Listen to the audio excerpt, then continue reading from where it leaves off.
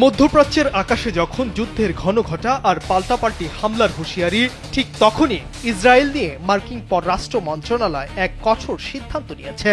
The গার্ডিয়ানের প্রতিবেদনে বলা হয়েছে, ইরানের সম্ভাব্য হামলার আশঙ্কায় যুক্তরাষ্ট্র তাদের নাগরিকদের দ্রুত ইসরায়েল ত্যাগের নির্দেশ দিয়েছে। গেল শুক্রবার দেশটির পররাষ্ট্র মন্ত্রণালয় এ সংক্রান্ত সতর্কবার্তা জারি করে।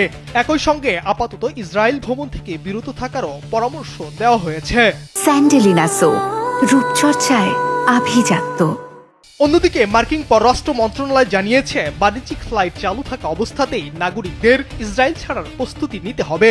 কারণ গতকাল সুইজারল্যান্ডের জেনেভায় ইরান ও যুক্তরাষ্ট্রের মধ্যে বৈঠক অনুষ্ঠিত হলেও সেখানে কোনো চূড়ান্ত সমাধান আসেনি।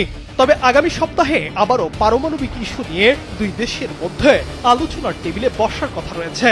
এদিকে ইসরায়েলে নিযুক্ত মার্কিন রাষ্ট্রদূত মাইক হুকাবি দূতাবাসের কর্মকর্তা কর্মচারীদের জানান, যারা ইসরায়েল ছাড়তে চান তারা যেন দ্রুত এ দেশ ত্যাগ করেন।